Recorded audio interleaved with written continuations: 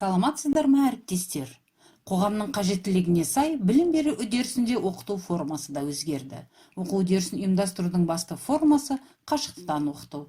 Қашықтықтан оқыту білім алушы мен педагог қызметкерінің алыстан немесе толық емес жанама өзара іс-қимылы кезінде ақпараттық коммуникациялық технологияларды және телекоммуникациялық құралдарды қолдана отырып жүзеге асырылатын оқыту.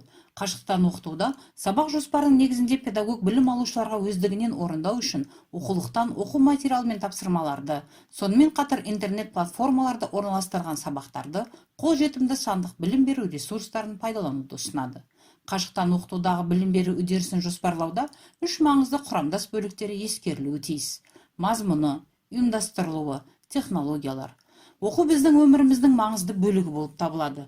Сондықтан балаларды оқуға қызықтыру жолдарын қарастырғанда, білім беру мақсаттарын көздеумен қатар, оқушылардың тұлға ретіндегі қажеттіліктерін де ескеру керек. Синхронды оқытуды қолдана отырып, сабақ өткізуді жоспарлағанда сабақтың басталуына 15%, яғни ұйымдастыру мәселелерін қамтимын, байланысты тексеремін. Сабаққа уақытылы қатысқаны үшін оқушылардың аты жөнін атап, мақтап, ынталандырып отырамын. Ұйымдастыру бөлімі күрделі кезең. Саламатсыздар ма, оқушылар? Көңіл күйлеріңіз қалай? Бүгін сабаққа түгел қатысып отырмыз ба? Марат, Айша, бүгінгі сабаққа белсене қатысып, білімдеріңді көрсететіндеріне сенімім мол деп, жылы жүзбен, кең жүректілікпен оқушылардың зейінін шоғырландырып, психологиялық ахуалды жақсарту маңызды. Негізгі бөлімге 70%, яғни материалды түсіндіріп экраннан көрсетемін. Оқушыларға тапсырмаларды орындатамын. Мысалы, 8-ші сыныпта Шәкәрім Құдайбердіұлының жастарға өлеңі. Бірінші тапсырма: оқушыларға тақырып бойынша бейнежазбаны көрсетемін. Ақпаратты іріктеп тұжырымдау әдісі бойынша тың ақпараттарды дәптерлеріне жазып отырады. 2 минут бейнежазба көргеннен кейін Шәкәрім бойына рухани құндылықты кімнен сіңірген тақырыбында ой бөлісіп, бейнежазба бойынша пікір жазады. Екінші тапсырма: салыстырмалы кесте. Өлеңдегі жастар бейнесі мен қазіргі жастар бейнесін анықтап, салыстырады. Үшінші тапсырма: шығармашылық ізденіс. Оқушылар шығарма мазмұны бойынша шығармада көрініс тапқан рухани құндылықтар атты шағын жобалық жұмыс жазады. Жұмыстың өмірімен байланысы болу керек. Жобада жастарға шығармасының жаңашылдығына заманауи тұрғыда баға береді. Тапсырмаларды орындау және қорытындылау кезеңінде келесі үш маңызды сұраққа жауап іздеу арқылы оқушылардың рефлексиялық ойлауын дамытуға ықпал етемін. Мен қандай мақсатқа ұмтыламын?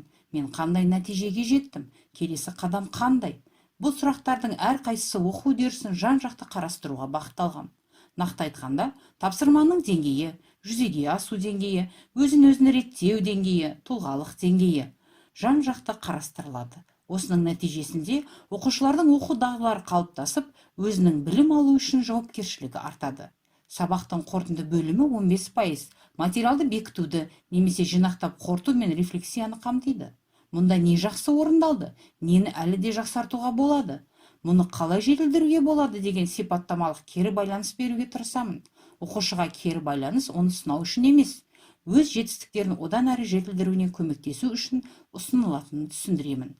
Оқушыларға алдын ала келісілген бағалау критерийлерін және дескрипторларды қолдана отырып, өзінің оқуына талдау жасауды және бағалауды, оқудағы келесі қадамдарын жоспарлауды ұсынамын. Құрметті әріптестер, мұғалім әрдайым ізденісте болса ғана шәкірт жанына нұр құя алады деп Ахмет Байтұрсынұлы айтқандай, мұғалімнің ізденісі, жан-жақтылығы, құзыреттілігі арқылы айқындалатынын ескеріп, қашықтықтан оқытуда сабақты жүйелі жоспарлап, оқушыларға сапалы білім беруде бірлесе жұмыс атқарайық.